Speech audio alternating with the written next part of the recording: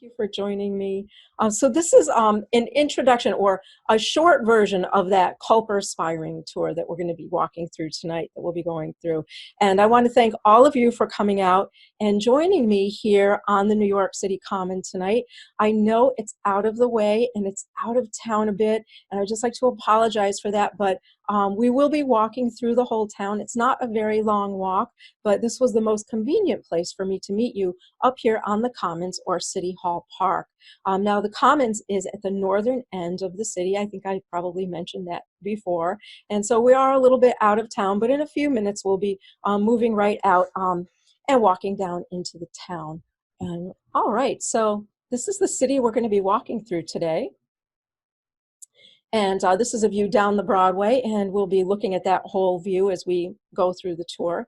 And to my, I still haven't figured this out, to my right, I guess, is the map of colonial New York City. But this isn't just any map of colonial New York City. This is a map of the city after the British took occupation of the city in 1776. So for those of you who don't know, New York City was occupied by British forces from 1776 through 1783. We were under full occupation, and the command of the military was located here during that time.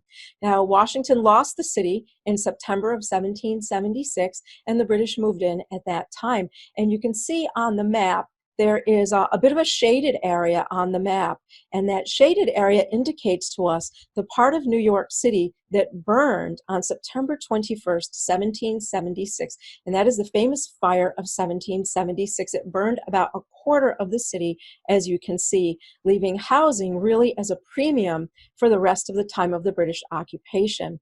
Now, the lower part of that fire, where it burned toward the end of the triangle, or the southern part of the town, was called a canvas town. And if you can believe it, people lived in those burnt out buildings covered by canvas throughout the war. So some of the poorest people in the town would have been living down there in the canvas town. So as you can imagine, that means there's no heat in the winter, no protection from the elements except the canvas, and very hot in the summer. British officers took the finest residences for themselves, and everyone was pretty much left to fend for themselves for a place to live. Check this, someone's waiting to come in. Excellent.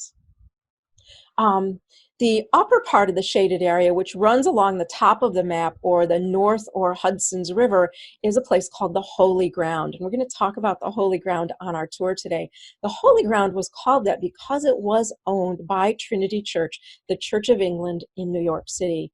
And Trinity Church owned all of the land at that time from Wall Street up through what today is Greenwich Village. And they also built the church over my shoulder, St. Paul's Chapel, which we've talked about before. It was their country church, and Trinity Wall Street was their town church. All of that gray area on the north side of the wide street, which is the main street, the Broadway, is called the Holy Ground because it was owned by Trinity Church. And it was, well, I must say, it was virtually all brothels, gambling houses, and taverns and pawn shops. So it was quite an interesting spot to be at that time, and we're going to be talking a bit about the Holy Ground. General Washington had some issues trying to keep his soldiers out of the brothels in the Holy Ground in the summer of 1776. He at one point asked the town to close them down, and they refused, saying it would be too much of a drop-off in town revenue. So the Holy Ground stayed open throughout the war. We're going to talk a little bit about it as we move on down through the town. So you can see up on the top of the map is the Common. You can see it labeled there, and that's where we are. That's where we're standing now. And we're going to take a short step off of the Common. Oh, I forgot I had this here. So this is a look at what Trinity Church looked like after the fire of 1776. So to give you an idea of the massive destruction that occurred after the fire, here's Trinity after the fire. Trinity Church was not rebuilt until after Washington was inaugurated in 1789. Thus, his inauguration was held over this shoulder at St. Paul's Chapel, the country church. So let's move on to the next picture. So maybe I have some more surprises here for myself. So when we think of the spies that operated during the American Revolution, fix my clothes here a bit, we normally think, especially if you've seen the TV series turn Washington spies of the two spy masters at that time. And this is the American spy master, Major Benjamin Tallmadge, later Colonel Benjamin Tallmadge, later Congressman Benjamin Tallmadge. And the pencil drawing is what Tallmadge looked like in real life. And the picture is how many of you may think of him, as he was played by Seth Neuwirth on the TV series Turn. And as you can see, he was played as a very handsome, attractive young man, well over 6 feet tall. And the real Benjamin Tallmadge, according to the ladies, was quite attractive as well. So this is really the story of Benjamin Tallmadge and that spy ring that he ran that operated in New York City during the war that would become known as the Culper Spy Ring. And here we have a copy of Benjamin Tallmadge code book that's in the National Archives. National Archives? Library of Congress. I think you can go to loc.gov, and in the search bar you could put in Culper Spy Ring book or Benjamin Tallmadge code book, and you'll be able to see pages from the code book that are in the collection of the Library of Congress. And this is just an insert of one of those pages, and you can see some of the numerical code that the spies used with which to communicate with each other. And I think maybe in season 1 of Turn, they showed this in the opening credits. And if you were really quick, you saw an interesting name on this spy list that many people think of as a great loyalist who turned out to be a spy. And that would be where is he? Right there, up a little higher. To reach further, 726 Mr. James Rivington, the loyalist printer, who turned out many years later had spied for Washington as part of the Culper Spy Ring. But we'll talk about Mr. Rivington a bit. So if we look around and we want to start talking about our spies, the first spy we find an indication of is right here up on the Commons, and it's going to be, let's switch to this first, a statue that we have of a young man named Nathan Hale. And this statue today, in the year 2020, sits on the New York City Hall Park, facing the City Hall. And this is a portrait of Nathan Hale. Nathan Hale is our first spy we're going to talk about tonight. Nathan Hale met Benjamin Tallmadge in Connecticut. Nathan Hale was from Connecticut. Benjamin Tallmadge was from across the water in Setauket, New York, a key place, a key geostrategic place for the British during the war that we'll talk about. And he and Benjamin Tallmadge got to be very good friends while they were students at Yale, and we can see samples of them writing letters to each other, writing notes about their various teachers and professors who they liked, who they thought was kind of very hard on them. And they also write about young ladies and who they may be interested in taking to the dance coming up on a Saturday night, or which young lady was interested in which young man. So they become very good friends at Yale. Or as later Benjamin Tallmadge would describe Nathan Hale, my friend and brother from Yale, Nathan Hale. Benjamin Tallmadge is the son of the Setauket pastor. He's a Presbyterian pastor. And so Benjamin Tallmadge goes to Yale, where most of the Presbyterian young men went to college. Yale and Princeton, then the College of New Jersey, were the two Presbyterian colleges, called by some of the loyalists as the nurseries of sedition and rebellion. So these are the two Presbyterian schools, and you'll see that Presbyterian young men will attend these schools. Many of them will become pastors when they leave Yale College. Benjamin Tallmadge, though, graduates from Yale and he becomes the headmaster of a school in Connecticut.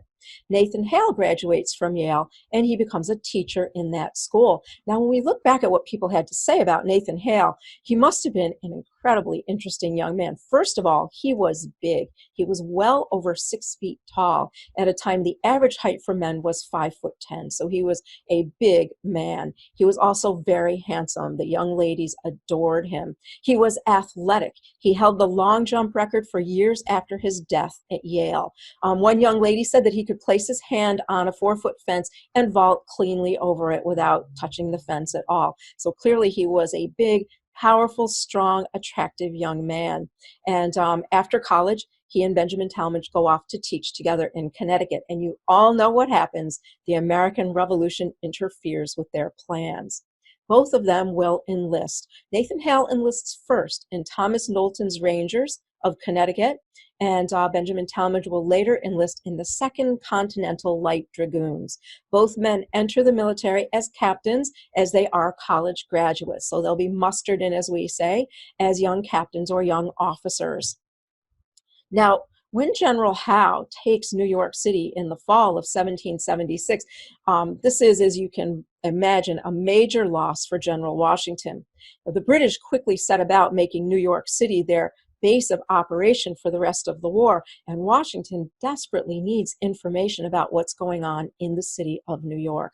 He sends out word to his various commanders that he's looking for a young man of noble character and honesty, one who could volunteer to try to get into New York City and collect information about the British for him. And Nathan Hale volunteers for the duty. And one of his fellow officers, a Captain William Hull, said later in his memoir that he did everything in his power to dissuade Nathan Hale from volunteering as a spy, because he said he knew that young Hale would be the worst spy ever. He said, first of all, he was a head above everyone else. You could pick him out easily in a crowd. Just a moment. You could pick him out easily in a crowd. Secondly, he had a pockmarked face from a powder explosion in a gun when he was younger, so he was very easy to recognize. In addition, his first cousin was aide-de-camp to General William Howe and would have recognized him in an instant. So he did everything. He told Nathan Hale that it was dishonorable to be a spy, that he's not going to be remembered in the future for spying, and that he was a fine young man, and it just wasn't a suitable profession for him. But Nathan Hale insisted. He met with Washington himself, and they laid out the plans for his mission. Nathan Hale would travel from Connecticut across the Long Island Sound to New York and make his way as close as possible to New York City, gathering information as he went along. Some of you might know that the Long Island Sound in 1776 was an extremely dangerous place, filled with British ships who had moved in to surround the city as part of their attack in the summer of that year. But the plan was that a American boat would pick him up and, with no lights, in the dark, carry him over, drop him off on the north shore of Long Island, and he would begin his journey.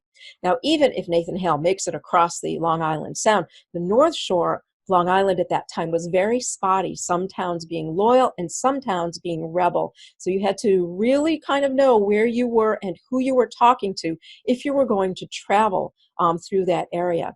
So the boat went over, picked up young Captain Hale, dropped him off in Long Island, and he began making his journey. But British soldiers on boats and on watch noticed the Americans were up to something with the boat going back and forth across the water, and they began now putting out, their signals for something that was unusual, looking out for something different. So Nathan Hale makes his way to New York, and he's stopping in inns and taverns on the way, and he's socializing and talking to people. It wasn't unusual to see someone from Connecticut along Long Island at that time. And in one of the inns, he stopped and began a conversation with a Scotsman who was very friendly. And in the course of the conversation, the Scotsman asked him, would you happen to know any way that I would be able to serve Commander Washington, as I would very much enjoy being in his service? And they talked and agreed to meet the next morning. And when Nathan Hale arrived the next morning, he was arrested by British soldiers. The man he was talking to was Robert Rogers, commander of the Queen's Rangers. If you saw Turn, Robert Rogers was depicted as a horrible human being, only the second most horrible human being in the series. There was someone even worse than him.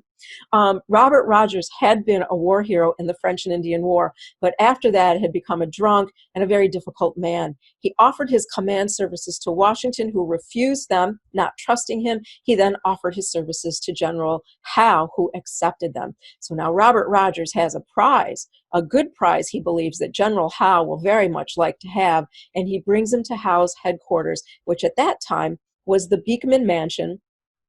Someone said Robert Rogers, boo, exactly, boo. The only one in the series worse than Robert Rogers was John Simcoe, who I'm not going to talk about tonight, but I think he's a major in that, but he was really a general, General John Simcoe. So Back to the story. So Robert Rogers takes young Hale to William Howe's headquarters, which at that time was the Beekman Mansion. That would be around 62nd Street in the East River today. One of the most beautiful mansions in New York City at that time. And so many things are going on. It's September 21st. A few miles to the south, New York City is on fire. No one knows who set the fire. No one knows what's going on. There's massive confusion everywhere. So Robert Rogers just presents Nathan Hale as a spy. He shows that in Hale's pockets, he found his commission papers as an American captain and found him in civilian clothes, proving he was a spy, and other intelligence that Nathan Hale had written down along the way. They quickly decided Nathan Hale was indeed a spy and sentenced him to die the next day. And on September 22nd, 1776, not far from where Bloomingdale's is today, young Nathan Hale, 21 years old, was executed by hanging by General William Howe. And of course, in school and today, we remember his famous last words, "My regret is that I have but one life to give for my country," which it's highly unlikely Nathan Hale ever said. If you think about it, would the British want us to know that? Would they want us to know that a young man so inexperienced at war went to his death with such bravery? Likely not. And it turns out that that was made up by his friend, Captain William Hull, as he did not want Hale's death to go unremembered. He felt it was a sad and useless death. And if you look through war records, you'll see that it's only recorded as killed in action, and nothing special is about the recording of his death. But the British left Nathan Hale's body hanging on display for 3 days. Next to it, they had a wooden cutout called George Washington, and at the end of those days, they threw both of them in an unmarked grave. Nathan Hale's grave was never found, never located. And today, in his hometown of Covington, Connecticut, there's a vault there, a tomb there, which is empty in honor of Nathan Hale. Now, Benjamin Tallmadge was distraught at hearing of the death of his good friend and brother, as he called him, Nathan Hale, and that wasn't only his only loss that summer. His own brother, Samuel Tallmadge, died on the prison ship Jersey in the East River as well that summer of 1776. So Benjamin Tallmadge does not want his friend's death to be meaningless, and he sets out to look for a better way. And he realizes that he's been getting information from his friends in Setauket that's far more accurate than the people they're even paying to spy for them. So he starts relying on them a little bit more and a little bit more, and eventually they begin making contact with their friends in Lower Manhattan in New York City, and this will become the Culper Spy Ring. Setauket is 65 miles to the east of New York City. It takes almost a week to get a message from New York City out to Setauket.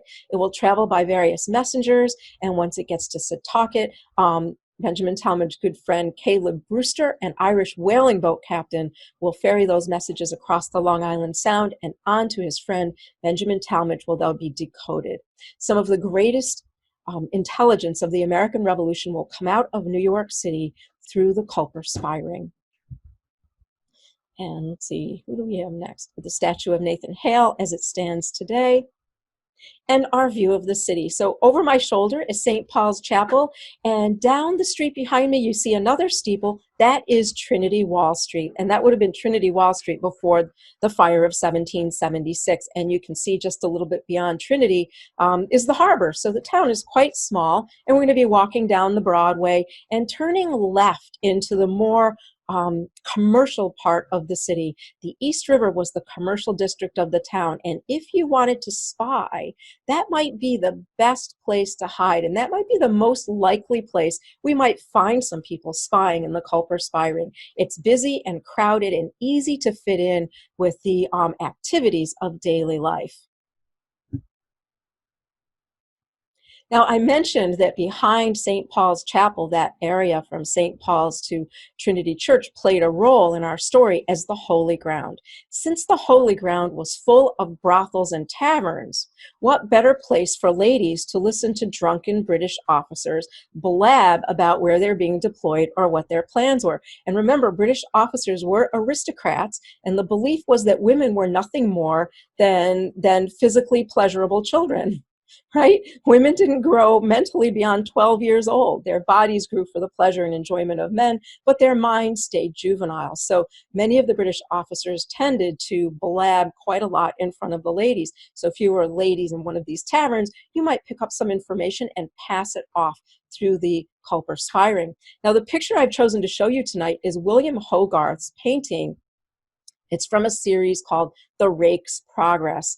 And our rake is the gentleman who you can see being undressed in the right hand side of the picture. And he's in a brothel. You can see a woman off to the far right who's where she's over here. She's getting dressed for her dance. She's going to dance up on the table in her you can see her dress is already on the floor. She's taken it off. She's getting ready to perform. And you can see the ladies are all getting the guys good and drunk, getting them to spend their money. And this is number 2 in a series of paintings warning men away from the life of a rake, who was a wealthy man who spent all of his money on parties and who then might contract something like the French disease, as they might call it, or maybe the English disease if you were French. I think you know which one I mean, and which was rampant in these brothels. If you could see the painting a little bit bigger, you could see that many of the women have the black spots on their faces where they used little black patches of different shapes to cover up the sores that they got from syphilis. So those little patches were very popular. They came in hearts and circles and stars and things like that, and they would put them over the sores. So you can see those in the painting if you see a bigger picture of the painting. So as we go down along the Hudson River, maybe we might find some ladies working in the Holy Ground, picking up information for the commander. Now this is our other spy master for tonight, Major John Andre. And you might remember, if you watched Turn, that Major Andre was played by an equally handsome and charismatic actor. And according to all recollections of John Andre, he was a very, very handsome, charismatic man. He grew up in London. His father was a merchant and his mother was a Swiss socialite. He was educated at Swiss boarding schools. He spoke fluent French. He was educated in all things French, and he was a very brilliant man in the fine arts. He wrote music, he painted, he wrote poetry, he designed costumes, he wrote plays, he drew, and he was an astute observation of people's character, which means he was also very manipulative. Everyone seemed to love John Andre. Men all respected him, and the ladies all adored him. He was very well portrayed on Turn, and he's a major character in that he will be living in New York throughout the occupation, and he will be the spy master for the British side. So you might say that he and Benjamin Tallmadge will be adversaries in that story, and they kind of know about each other. They each have secret names. Benjamin Tallmadge's name is John Bolton, and John Andre's name is John Anderson. They each know of those names, but they do not know who they are. But eventually the two men will meet in our story. As years go by, they will come together in a very interesting turn of events. So John Andre. Oh, how can I forget, since we just looked at the painting of the Rake's Progress, John Andre would have been the social director for the officers in New York City. Now, the officers might be out at war, but they still want to have a fine social life in New York. And they had a somewhat wild social life in New York. And part of that was because John Andre was an excellent party planner. And it was often up to John Andre to organize meetings of something called the Hellfire Club. I don't know if you know about the Hellfire Club. It's been made fun of in many British series. Benjamin Franklin belonged to the London Hellfire Club. It was a club where you paid annual dues. Everyone went in costumes and masks. They used fake names, so no one knew who anyone was. And it was basically a drug, drinking, and orgy party. And many members of Parliament were members of the London Hellfire Club. And as I mentioned, Benjamin Franklin was as well. Well, just because I'm getting some good comments on Facebook. Just because the officers were away from London didn't mean they wanted to give up their Hellfire Club meetings. So they ran a version of the Hellfire Club in New York City. And if you saw Turn, in the first season, there was an episode where the spy, Culper, or Abraham Woodhull, comes to New York with his neighbor, Anna Strong, and they attend a party. He's invited by a merchant he's doing business with, and she arranges to get invited herself. And when Abraham Woodhull walks into the home, it's in a lovely home. It's where John Andre is living. He's invited into the main room. A fire is burning. All of the British officers are around the table. Their jackets are all undone, and they are blasted drunk, singing bawdy songs. And you can tell right away that Abraham Woodhull from Presbyterian Setauket, New York, has no idea how to manage himself in this little party. Eventually, the butler comes in and announces, Major Andre, the flowers you ordered for tonight have arrived, and virtually every prostitute in the city of New York walks in through the front door. And wouldn't you know, one of the ladies is Anna Strong, who didn't realize she was being hired that night as a prostitute and spends both of the night trying to fight off two drunk English officers trying to tear her clothes off. Well, eventually both Abraham Woodhull and Anna Strong escaped from the Hellfire Club, but that was a great little hint at some of the more bawdy entertainment that was going on in New York at that time on behalf of the British officers, that little meeting of the Hellfire Club in season 1 of Turn. Now, as we walk down the town, we're going to be walking down the Broadway, and we'll make a left turn, and we'll go about 2 blocks down to William Street, where we come to the Middle Dutch Church at Nassau and Cedar Street. So for those of you who know New York City, you might know where that is. That's very close to where the Federal Reserve is today. And the Dutch Middle Church, as well as all of the other churches that were not Church of England, except for the Moravians and one other Dutch church, were all converted into jails. Oh, there goes the cute dog behind me. Were all converted into either jails, hospitals, or stables for the officers' horses. And if you watched Turn, you saw that Benjamin Tallmadge's father's church in Setauket was turned into a stable, and that part of the story is true. This church was converted into, I think, a barracks, although it might have been a stable. But incredibly, 2 of the men who were members of the church managed to remove the church bell before the British could use it and melt it down for ammunition. After the war, the bell was returned to the Dutch church at Cedar and Nassau Street. So we're going to walk right on by the church at Cedar and Nassau Street. And we're going to take a left at that church, and we're going to head down to Platt and Queen Street, which today is Platt and Pearl Street, to get my directions straight. And we're going to find out where at the home of a gentleman named Hercules Mulligan.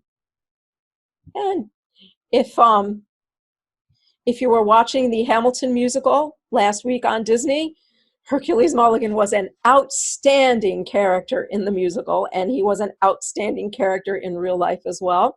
At the corner of Platt and Queen Street, we would have found Hercules Mulligan. This is a handbill that was came out in New York, I think it says in 1775, and it's recommending Hercules Mulligan to be elected to the Provincial Congress. Hercules Mulligan came from a family of wealthy merchants and businessmen. His brother, Hugh Mulligan, is the gentleman who hired Alexander Hamilton in the Caribbean to work for him, and the Mulligans financed part of Hamilton's trip to New York and mentored him once he got here. They helped him gain admission to King's College, from which they had all graduated. So Hercules Mulligan was a gentleman. He was a graduate of King's College. He was well educated, and he ran a tailor emporium where he employed some of the best tailors in all of New York.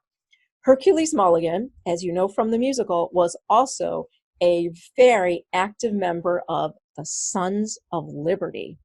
And it was Hercules Mulligan himself that Mrs. Q, that I told you, helped tear down the statue of King George III on July 9th, 1776. So Mulligan is kind of a dualistic character where he's respected as a gentleman and an educated man, but he's also a rabble-rouser and a leader of the New York Sons of Liberty.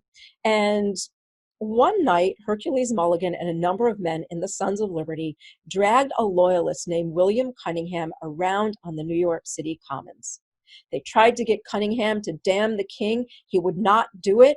They eventually stripped him of his clothes, stole his pocket watch, and left him humiliated and naked on the Commons. William Cunningham left New York, but when the occupation came in, Cunningham came with them, and he became what they would call the provost marshal, or we might call the sheriff of the town. So Hercules Mulligan decided he didn't want to be living in New York, and he packed up his wife and son, and they got stuck in their carriage right about where I'm sitting in this picture here, kind of where you see the carriage going down the Broadway. You might pretend it's coming up the Broadway. And his carriage got stopped by none other than William Cunningham, who wanted to know where Mulligan was going. And Mulligan said he was leaving town. Cunningham replied, "No, you are not," and he threw him in jail. So Mrs. Cunningham and their son returned home, and Hercules spent, I think, about a week in jail. Now, the men in the jail said that when there were no gentlemen in sight, and it was only Mulligan and Cunningham, that the language between them was so vile and so insulting that it would only remind you of two Irishmen who wanted nothing more than to kill each other with their bare hands. But whenever a gentleman came within earshot, that Hercules Mulligan in a moment snapped into the finest gentleman with the finest manners imaginable. So we see Mulligan has some acting talents, and he's going to put those to work. So he goes back to his shop, he renovates it, hires 3 wonderful tailors to work in his shop, and all the gentlemen now start getting their clothes made at Mulligan's Tailor Emporium. So the older officers, the younger officers, the single men, the married men, everyone hangs out in Hercules Mulligan's Tailor Emporium. And of course, since it's an occupied city, it's a military base, they're all talking away about where they're being deployed and what they're hearing about. And Mulligan, once in a while, will write down those notes and get on his horse and ride up to the Hudson Valley and find his good friend, Captain Alexander Hamilton, and hand him a note and tell him what's going on. Well, after a couple of these trips, Hamilton tells Mulligan to stop doing it. He says, "Surely you'll be caught. You'll wind up hanging at the end of a rope." So Hercules Mulligan gets a better idea. He sews clothes for Hamilton, and he sews the notes into the hem of the clothing, gives them to his servant Cato, and Cato will bring those notes to Hamilton. Hamilton then still believes this is much too dangerous for his good friend Hercules Mulligan, and Hamilton contacts Benjamin Tallmadge, and he says, "Your friends and I have a mutual friend in New York, and they ought to make contact with each other." And at that time, Mulligan will become a part of the Culper Spy Ring. He will continue to spy throughout the Revolutionary War. He'll be jailed 2 more times on suspicion of spying. And both times he's found not guilty because the British officers believe Hercules Mulligan is one of them. He's a fine gentleman, and they believe William Cunningham is just another low Irishman. They never believe him. They laugh off the charges, and both times Mulligan goes back to work at his tailor emporium on Queen Street. So very clever and valuable man, Hercules Mulligan. Let's see, after Mulligan's, if we walk down Queen Street, we'll find ourselves here at Wall and Queen, or Wall and Pearl. And looking up the street behind me would be looking in the direction of Mulligan's shop. The building right here is something called the Tontine Coffee House, and you might notice there's an American flag on that. That's because this picture is from a little bit later, after the American Revolution, but this still would represent what it looked like at that time. Over my other shoulder, you can see some masts, and that would be the pier at the end of Wall Street, the East River, where the ships are docked. So now we're in the industrial part of the town. So we have Mulligan's Tailor Emporium, we have dressmakers, mantua makers, coffee houses, taverns, printers, and shopkeepers, all located in here. So if this is where you're going to spy, this might be a really good place to do it and blend in where it's all so busy.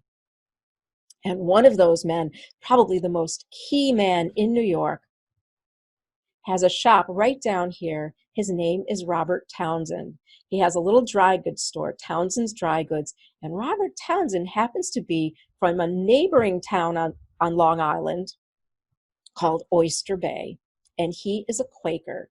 Quakers remained neutral during the war and were often allowed to travel throughout the city unharmed because of their neutrality. But Robert Townsend had a grudge against the English, who had arrested his father in Oyster Bay, jailed him, and tortured him during the time where he was imprisoned.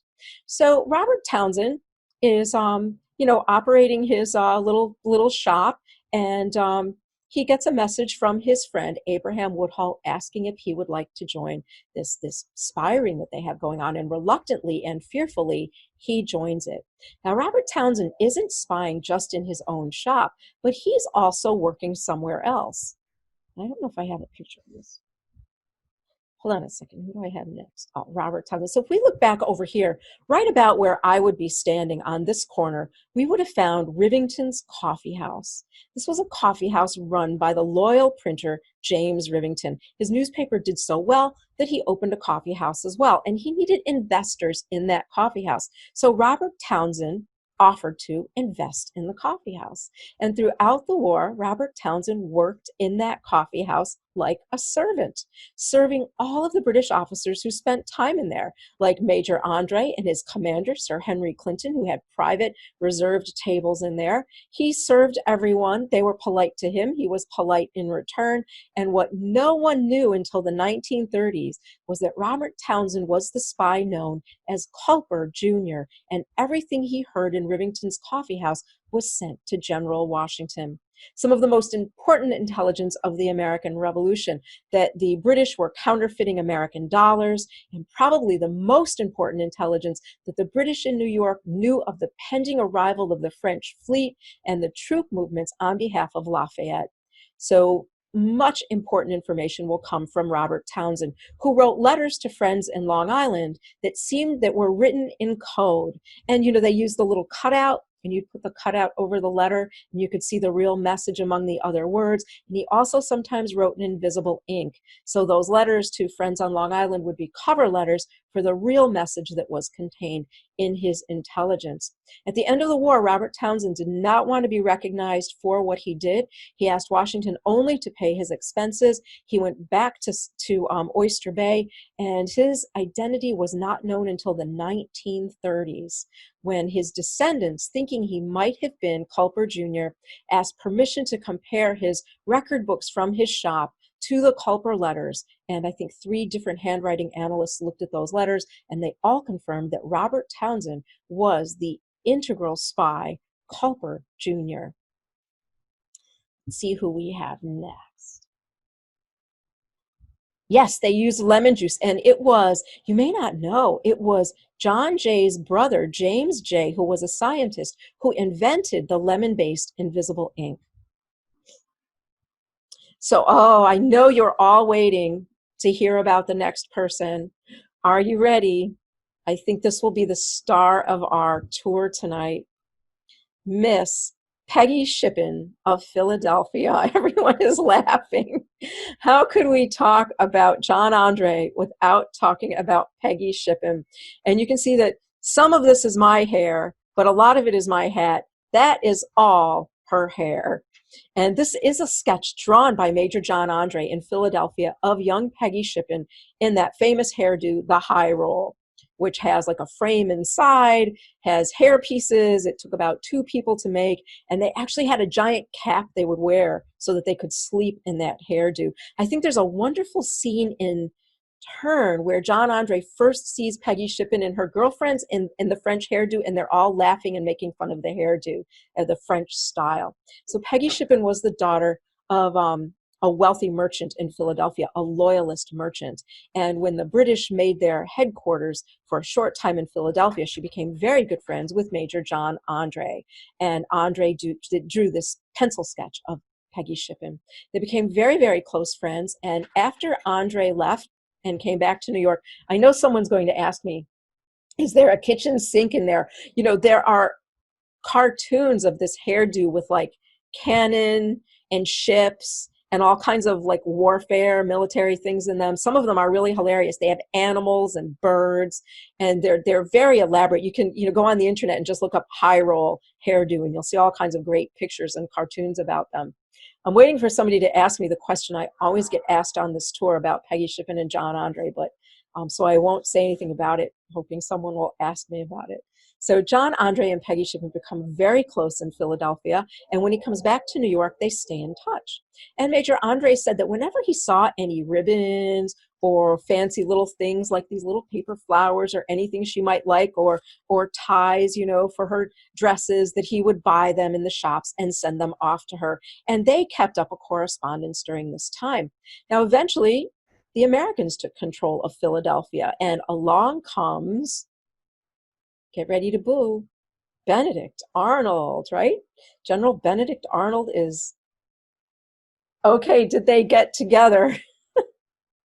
If they did, it wasn't as it was depicted in the series. Peggy Shippen was a young lady and would have, how would they say it at that time, would have preserved her virtue until marriage. So it wouldn't have been as hot as what you saw on Netflix. So Peggy marries Major General Benedict Arnold, who I think is about 20 years older than her. And you know how you watch those TV shows about two people who are kind of bad, but then they get together and they become serial murderers or something? That was kind of the chemistry between these two. They both had bad things about their personality, but when they got together, they were amplified hundreds of times over. So Benedict and Peggy get married.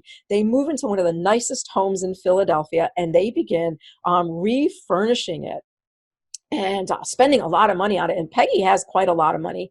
But it turns out they're not spending their money, they're spending military money. They're spending budget meant for the military. And when the guys in the Congress meeting in Philadelphia find this out, they are not happy at all. And they send a letter to General Arnold asking him to appear and account for his spending. And Benedict Arnold is enraged by this. I forgot who it was. Someone said he was flawless on the battlefield. One of the other young officers said that he had no peer on the battlefield, that he was flawless on the battlefield, but that as a man, he was, quite, strange and difficult to be in the presence of. And I think some people today believe he might have had some sociopathic tendencies. So although he was a great military commander, he was very thin-skinned personally, and took this summons to the Congress as a personal insult. He wrote to General Washington about it, and Washington told him, just go answer their questions. I deal with these guys all the time. You have no idea what I go through with the Congress. Just go answer their questions and go home. This does nothing to affect my opinion of you. So Arnold goes, he answers the questions, he goes home, but this never sits right with him, and he kind of stews about this. He felt entitled. Absolutely, he felt entitled. He stews about this. And in the meantime, rumors are moving around through John Andre's spy network that General Arnold is not happy. And a little correspondence pops up now between Major Andre, Mrs. Arnold, and General Arnold. And in it, John Andre asks Mrs. Arnold, is it true that General Arnold is not happy in his situation?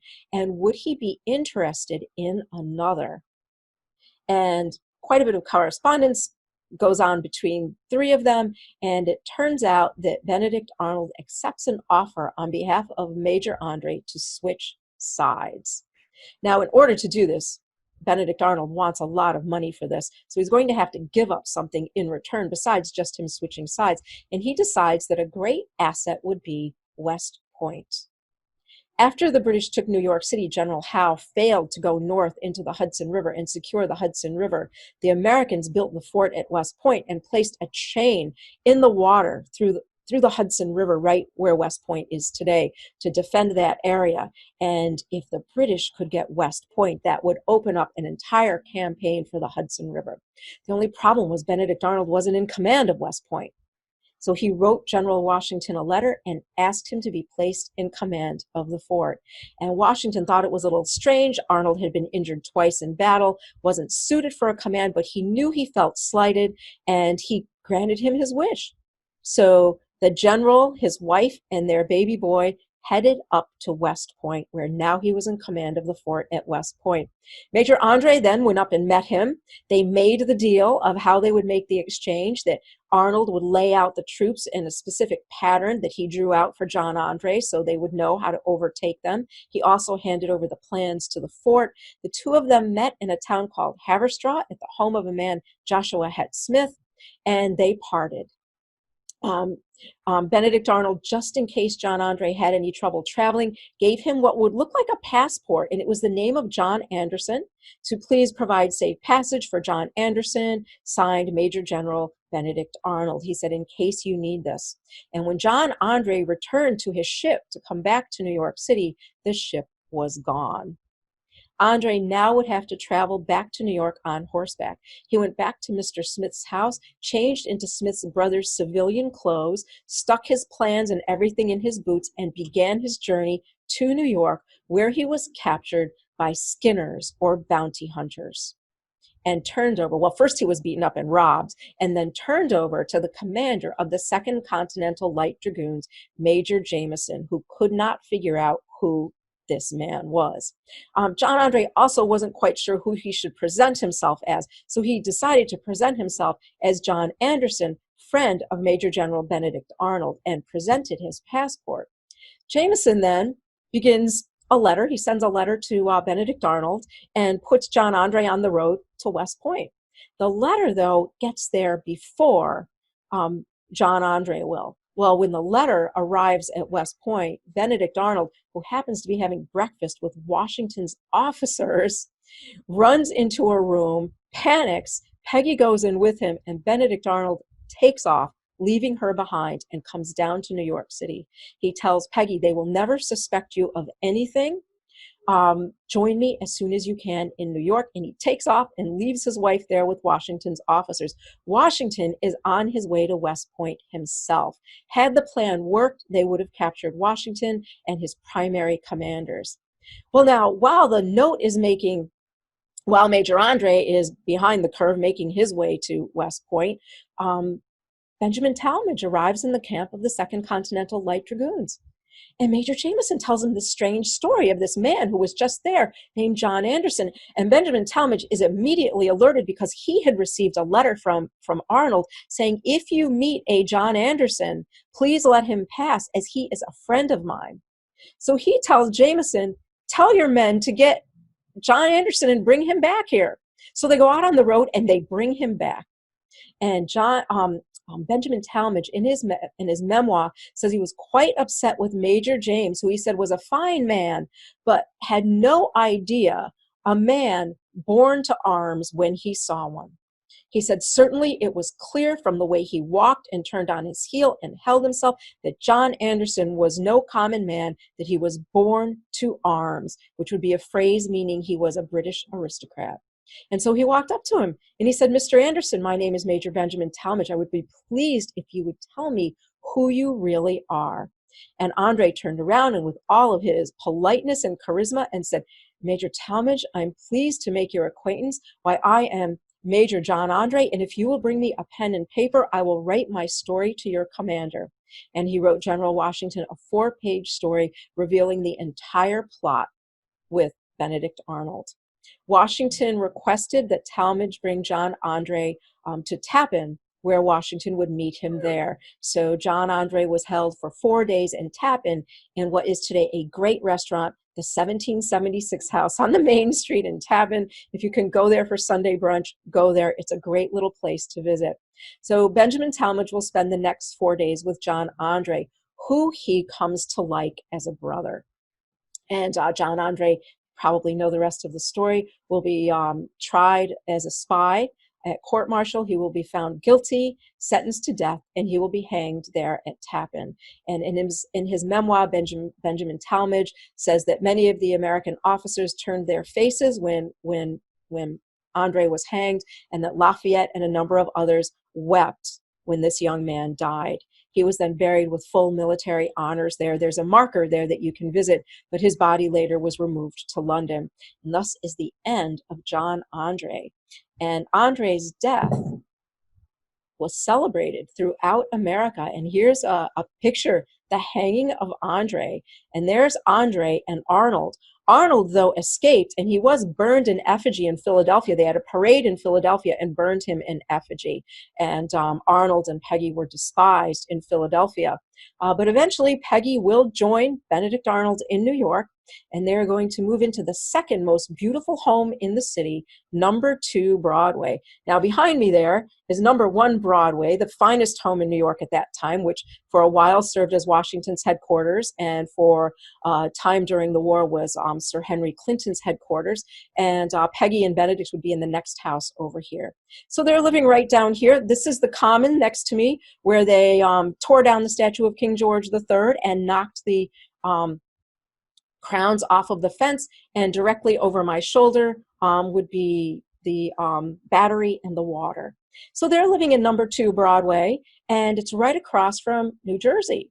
But there's rebel soldiers in New Jersey, and they're not just any rebel soldiers, they're Virginians in New Jersey, and they're commanded by Robert E. Lee's father, Henry Lighthorse Harry Lee, who at I think about 22 is already a general in the American Revolution. And Lee is over there in New Jersey, and he's fuming over the fact that right across the water from him is the traitor, Benedict Arnold, and he comes up with this great plan to capture him.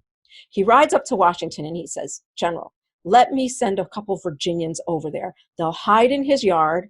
When he comes out of his house, they'll put a sack over his head, knock him out, bring him across to New Jersey, and we'll bring him to you." And Washington is kind of appalled at the brutality of this plan, but he eventually agrees. I guess Virginian to Virginian, he agrees, and 2 men come over and they hide out in the bushes at Arnold's home.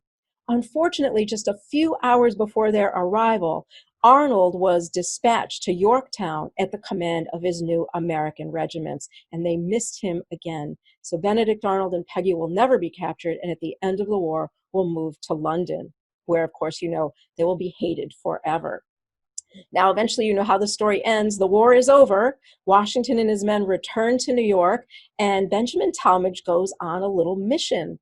Just before Washington arrives, he goes through the town, and he says that loyalists in the town, who just a couple years before would have spit at his blue uniform, now fall on their knees begging him for mercy and Washington's return. But what Benjamin Tallmadge is really doing is going through the town, finding his spies and assuring them that they will be recognized for their good works and that they should not worry about being expelled as loyalists. And a couple of days later, Washington arrives. He holds his triumphal march through the city. The American flag flies at the Battery for the first time. And the next morning, General Washington arrives to eat breakfast at the home of Hercules Mulligan, so that everyone will know that Mulligan the tailor was not a loyalist through the war, but did serve the needs of the commander. He met with Robert Townsend at that time. Townsend did not want to be recognized. Washington paid his debts, and Townsend went home, and Washington met with some other assets at that time. Now, what happens to some of these guys? Well, Robert Townsend goes back out to Oyster Bay and lives a long and happy life. Hercules Mulligan. You know those paintings you see of George Washington taking the oath of office in New York, April 30th, 1789, and he's standing on the balcony of Federal Hall. He's wearing a lovely brown suit. Who do you think made that suit? Mulligan's Tailor Emporium. Hercules Mulligan became the presidential tailor, and as such, all of the men in the Congress and here in the first government went to Mulligan's Emporium. Mulligan became a very wealthy man, bought a mansion on the East River, and later retired there with his wife. He lived to be over 80 years old. I want to say 83, 86. He lived to be quite old, and he is buried in Trinity Graveyard with his wife and other family members. So that's a preview of the coming Culper Spy Ring tour that I'm working on. I hope you liked it. Thank you very much for joining me tonight. I am still working on getting General Washington to meet with us. He did send me a message saying he was at my service, but I have not heard a follow-up message from him yet. As you can imagine, he's quite busy preparing for the British invasion of this city.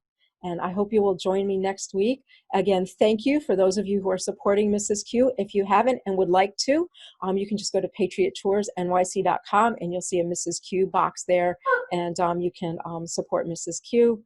And thank you guys all for joining me tonight, and I will see you next week. Oh, and don't forget, there's a Mrs. Q YouTube channel now, Mrs. Q's NYC on YouTube, and I'll be posting little shorts there that I'll be doing around New York City in the coming weeks. So be sure to subscribe and hit the little bell so when I upload a new video, you'll get it.